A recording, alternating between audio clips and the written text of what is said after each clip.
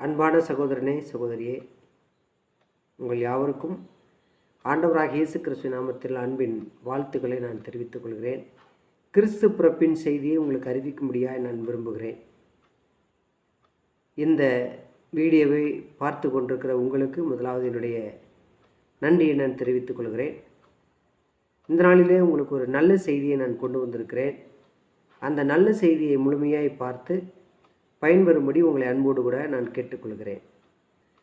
இந்த கிறிஸ்து பிறப்பிலே இருக்கக்கூடிய செய்தி என்ன, எதற்காக இந்த கிறிஸ்மஸ் கொண்டாடி கொண்டிருக்கிறார்கள் என்கிற ஒரு செய்தியை உங்களுக்கு நான் அறிவிக்கும்படியாக நான் விரும்புகிறேன். அதனால் இந்த செய்தியை கடைசி வரைக்கும் பார்த்து பயன்பெறும்படி உங்களை அன்போடு கூட நான் கேட்டுக்கொள்கிறேன். தேவன் மனிதனுக்கு எழுதி கொடுத்த மகத்துவமான வேத வசனத்திலிருந்து இந்த இயேசு கிறிஸ்து ஏன் பிறந்தார் என்கிற செய்தியை உங்களுக்கு நான் அறிவிக்க விரும்புகிறேன். எனக்கு அன்பான சகோதரனே சகோதரியே, உங்களுக்காக இந்த வேத புஸ்தகத்திலிருந்து ஒரு பகுதியை நான் வாசிக்க விரும்புகிறேன். லூக்கா எழுதின நற்செய்தினுள் 2ஆம் அதிகாரம் 10வது வசனத்திலிருந்து நான் சில பகுதியை வாசிக்கிறேன். பொறுமையோடு கவனிக்கும்படி கேட்டுக்கொள்கிறேன். தேவதூதன் அவர்களை நோக்கி, பயப்படாதிருங்கள், இதோ எல்லா ஜனத்துக்கும் மிகுந்த சந்தோஷத்தை உண்டாக்கும் நற்செய்தியை உங்களுக்கு அறிவிக்கிறேன். இன்று கர்த்தராகிய கிறிஸ்து என்னும் இரட்சகர் உங்களுக்கு தாவீதின் ஊரிலே பிறந்திருக்கிறார். பிள்ளையை துணிகளில் சுற்றி முன்னணியில் கிடத்தியிருக்க காண்பீர்கள். இதுவே உங்களுக்கு அடையாளம் என்றான். அந்த க்ஷணமே பரமசேனையின் திரள் அந்த தூதனுடனே தோன்றி, உன்னதத்தில் இருக்கிற தேவனுக்கு மகிமையும் பூமியிலே சமாதானமும் மனுஷர் மேல் பிரியமும் உண்டாவதாக என்று சொல்லி தேவனை துதித்தார்கள். இந்த கிறிஸ்து எதற்காக பிறந்தார், எங்கே பிறந்தார் என்கிற ஒரு செய்தியை முதலாவது நாம் பார்க்கலாம். அதுக்கு முன்பாக, இதோ எல்லா ஜனத்துக்கும் மிகுந்த சந்தோஷத்தை உண்டாக்கும் நற்செய்தியை உங்களுக்கு சொல்லுகிறேன்னு சொல்கிறார். எல்லா ஜனம் என்று சொல்லும்போது நீங்கள் படித்தவர்களாக இருக்கலாம், படிக்காதவர்களாக இருக்கலாம், ஏழையாக இருக்கலாம், பணக்காரர்களாக இருக்கலாம், அல்லது நீங்கள் எந்த மத நம்பிக்கை உடையவர்களாகவும் வேணும்னாலும் இருக்கலாம். ஆனால் எல்லா ஜனத்துக்கும் மிகுந்த சந்தோஷத்தை உண்டாக்கும் நற்செய்தி என்று சொன்னால் அது என்ன? இன்றைக்கு நாம் காலையிலே நியூஸ் பேப்பரை நாம் படிக்கிறோம் என்று சொன்னால் அதில் ஒரு தகவல் இப்படி வருகிறது: தங்கம் விலை உயர்ந்தது என்று சொல்லி. அதை பார்த்தவுடனே மக்களுக்கு ஒரு சந்தோஷம். ஆனால் எல்லாருக்கும் அந்த சந்தோஷம் என்று சொன்னால் இல்லை. நகை அதிகமாய் வைத்திருக்கிறவர்கள் விற்பதற்காக போனால் அவர்களுக்கு சந்தோஷம். ஆனால் வாங்குகிற நமக்கு அது சந்தோஷத்தை கொடுக்காது. அதேபோல் ஒரு ரியல் எஸ்டேட், நிலத்தை வாங்குவதற்காக போவோம்னு சொன்னால் நிலத்துடைய விலை அதிகமாக இருக்கிறதுனால விற்பவர்களுக்கு சந்தோஷம், ஆனால் அதை வாங்குபவர்களுக்கு சந்தோஷம் இல்லை. இன்று ஒரு செய்தி இப்படியாய் வருகிறது. வருகிற 3 நாட்களுக்கு ஒரு புயல் உருவாகிருக்கிறதுன்னு சொன்னால் அந்த செய்தி எல்லாருக்கும் ஒரு சந்தோஷத்தை கொடுக்குமான்னு சொன்னால் இல்லை. மழை பெய்யாத இடங்களில் இருக்கிற மக்களுக்கு அந்த செய்தி ஒரு நல்ல செய்தியாக அமையலாம். அது தேவையில்லாத இடத்துல இருக்கிற மக்களுக்கு அது ஒரு பெரிய வருத்தத்தை உண்டாக்கும். அதனால் நான் என்ன சொல்ல வருகிறேன்னு சொன்னால், எல்லா செய்தியும் நல்ல செய்தி அல்ல இந்த உலகத்தில். ஆனால் நாங்கள் இப்போது சொல்லிக் கொண்டிருக்கிற இந்த செய்தி எல்லாருக்கும் ஒரு சந்தோஷத்தை கொடுக்கிற செய்தி என்று சொன்னால் அது இயேசு கிறிஸ்துடைய பிறப்பின் செய்தியாக இருக்கிறது. இந்த பிறப்பின் செய்தி தாவீதின் ஊரிலே பிறந்திருக்கிறார் என்று சொல்லப்படுகிறது. இயேசு கிறிஸ்து இந்த உலகத்தில் பிறந்தது ராஜாவாக பிறந்தார், ராஜாவாக வாழ்ந்தார், ராஜாவாக மரித்தார். இப்படி ராஜாவாக பிறந்தார் என்று சொன்னால் அவர் எங்கே பிறந்திருக்க வேண்டும் என்று சொன்னால் அவர் எருசலேமிலே பிறந்திருக்க வேண்டும். எருசலேமில் தான் அரண்மனை இருக்கிறது. ஆனால் அவர் எருசலேமில் பிறக்காமல் ஏன் தாவீதின் ஊராகிய பெத்லகேமில் பிறந்தார் என்று சொன்னால், அதுதான் இந்த மேய்ப்பர்கள் வந்து இயேசு கிறிஸ்துவை பார்ப்பதற்கு ஒரு சரியான இடம். அரண்மனையில் பிறந்திருப்பாரானால் மேய்ப்பர்கள் வந்து பார்த்திருக்க முடியாது. ஒருவேளை உயர்ந்த பொறுப்பில் இருக்கிறவர்கள் வேணுமானால் வந்து பார்த்திருக்கலாம். அதனால் இயேசு கிறிஸ்து எல்லாருக்குமானவர் என்பது இதிலிருந்து நமக்கு தெரிகிறது. ஒன்று. ரெண்டாவதாக, இயேசு கிறிஸ்துடைய பிறப்பு ஒரு எளிமையான பிறப்பு. அவர் அரண்மனையில் பிறக்கவில்லை, மாறாக ஒரு சாதாரண ஒரு கிராமத்தில் பிறந்தார். ரெண்டாவதாக, அவர் தெரிந்து கொண்ட குடும்பம் ஒரு சாதாரணமான ஒரு தச்சு தொழில் செய்கிற ஒரு குடும்பம். அங்கே தான் அவர் பிறந்தார். ஒரு வாழ்ந்தது போது கூட அவர் ஒரு எளிமையான வாழ்க்கையை தான் அவர் வாழ்ந்தார். அதனால் பிறந்த இடம், அவர் பிறந்த சூழ்நிலை, அது மாத்திரமல்ல, இயேசு கிறிஸ்து 33 வருஷ காலத்துக்கு அப்புறமாக எருசலேமுக்கு அவர் பவனி செல்கிறார். எருசலேமுக்கு பவனி செல்லும்போது அவர் கழுதையிலே அவர் வந்தார். ஏன் அவர் கழுதையிலே வர வேண்டும் என்று சொன்னால், அவர் குதிரையிலே தான் வர வேண்டும் ராஜா. ஆனால் அவர் தாழ்மையின் சொரூபமாக அவர் இருக்கிறதுனால, அவர் எளிமையின் சொரூபமாக இருக்கிறதுனால அவர் சாதாரண ஒரு கழுதையில் அவர் பவனி வந்தார். ஆக அவர் பிறந்தது சாதாரண ஒரு இடத்துல அவர் பிறந்தார், வாழ்ந்தார். ஆனால் வாழ்ந்தது மாத்திரமல்ல, அவர் உங்களுக்காகவும் எனக்காகவும் ஒரு பெரிய நற்செய்தியை கொடுத்து விட்டு போயிருக்கிறார். நாம் இந்த செய்தியை தொடர்ந்து கவனிப்போம். அடுத்ததாக, இந்த இயேசு கிறிஸ்து பிறந்ததுனால நமக்கு என்ன நன்மை என்று சொல்லி அநேகர் கேட்கிறார்கள். இயேசு கிறிஸ்து நம்பினா எங்களுக்கு என்னங்க கிடைக்கும் அப்படின்னு கேட்குறவங்க நிறைய பேர் இருக்கிறாங்க. இந்த இயேசு கிறிஸ்துவை நீங்கள் நம்பினால் நீங்கள் 3 நன்மைகளை பெற்றுக்கொள்வீர்கள். அந்த பகுதியை நான் வாசிக்கிறேன்.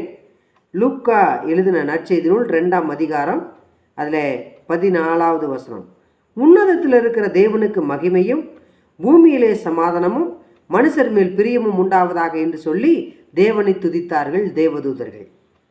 இங்கே முதலாவதாக சொல்லும்போது உன்னதத்தில் இருக்கிற தேவனுக்கு மகிமை என்று சொல்லப்படுகிறது. மகிமைன்னு சொன்னாலே நமக்கு தெரியும், அது ஒரு மேன்மையான ஒரு பாக்கியம். முதல் மனிதனாகி ஆதாமை தேவன் படைத்த போது அந்த ஆதாம் கடவுளுடைய சொல் பேச்சு கேட்காமல் அவன் பாவம் செய்தான். அதனால் தேவன் மனிதனுக்கு கொடுத்திருந்த அந்த மகிமையை அவன் இழந்து போனான். இப்போது இழந்து போன அந்த மகிமையை மறுபடியும் மனிதனுக்கு கொடுப்பதற்காக இயேசு கிறிஸ்து இந்த உலகத்தில் பிறந்தார். நான் இப்படியாய் சொல்லுகிறேனே, ஒரு சாதாரணமான ஒரு வாழ்க்கை வாழ்ந்த ஒரு மனிதன், ஒரு குடிகாரனாய் வாழ்ந்த மனிதன், எல்லாராலும் வெறுக்கப்பட்டு இருக்கிற ஒரு மனிதன், இன்றைக்கு இயேசு கிறிஸ்துவை ஏற்றுக்கொள்வதனால அவனுக்கு ஒரு நல்ல பெயரும் நல்ல புகழும் கிடைக்கிறதுன்னு சொன்னால் இது இயேசு கிறிஸ்துடைய தேவனுடைய மகிமையாக அது இருக்கிறது. ஒன்று. ரெண்டாவதாக, பூமியிலே சமாதானம் கிடைக்கக்கூடியதாக இருக்கிறது. பூமியிலே இன்றைக்கு சமாதானம் இருக்கிறதா என்று சொன்னால் இல்லை. ஐநா சபையிலேயே சமாதானம் இல்லை. அண்டை நாட்டவரோடு கூட நமக்கு சமாதானம் இல்லை. அண்டை மாநிலத்தவரோடு கூட நமக்கு சமாதானம் இல்லை. அருகில் உள்ள ஊர்க்காரர்கள் மத்தியிலே நமக்கு சமாதானம் இல்லை. ஏன், நம் வீட்டில் இருக்கிற அடுத்தவர்களோடு கூட நமக்கு சமாதானம் இல்லை. ஏன் சமாதானம் இல்லை என்று சொல்லி இந்த வேதம் சொல்லுகிறதுன்னு சொன்னால், துன்மார்க்கனுக்கு சமாதானம் இல்லை என்று வேதம் சொல்லுகிறது. அது என்ன துன்மார்க்கம்? மார்க்கம் என்று சொன்னால் வழி. சரியான வழியிலே போக வேண்டிய மனிதன் குறுக்கு வழியிலே போவதனாலே சமாதானம் இல்லை. அதனால் இன்றைக்கு மனிதன் குறுக்கு வழியிலே தன்னுடைய காரியத்தை செய்ய பார்க்கிறான். அதனாலே மனிதனுக்கு சமாதானம் இல்லை. ஆனால் நேர்வழியை கடவுள் வைத்திருக்கிறார். ஆனால் நேர்வழியில் மனிதன் இன்னைக்கு போவதற்கு இல்லை. அதனாலே மனிதனுக்கு சமாதானம் இல்லை. அப்போ சமாதானம் இல்லைன்னு சொன்னால் இந்த சமாதானம் எப்படி கிடைக்கும் அப்படின்னு கேட்குறவர்கள் இருக்கிறார்கள். ஒரு பாவத்தை செய்வோமானால் அதில் கொஞ்ச நேரம்தான் சமாதானம் கிடைக்கும். ஒருவேளை ஒரு குடிகாரர்களாக இருப்பார்களானால் அவர்களுக்கு கொஞ்ச நேரம் சமாதானம் கிடைக்கும். சினிமா பார்ப்பவர்களானால் அவர்களுக்கு 3 மணி நேரம் அந்த இருக்கிற பிரச்சனையிலேருந்து ஒரு அமைதியான நிலத்தில் போக முடியும். ஆனால் மறுபடியும் அவர்களுக்கு அதே பிரச்சனையும் அதே துன்பமும் மறுபடியும் தொடரக்கூடியதாக இருக்கும். ஆனால் இயேசு தருகிற சமாதானம் நிரந்தரமான சமாதானமாக இருக்கும். அது எப்படின்னு சொன்னால், மனிதனுக்கு சமாதானத்தை கொடுக்க வேண்டும் என்பதற்காக இந்த உலகத்தில் பிறந்த இயேசு தெய்வம், இயேசு கிறிஸ்து, அவர் சிலுவையில் ரத்தம் சிந்தி மரித்தார்.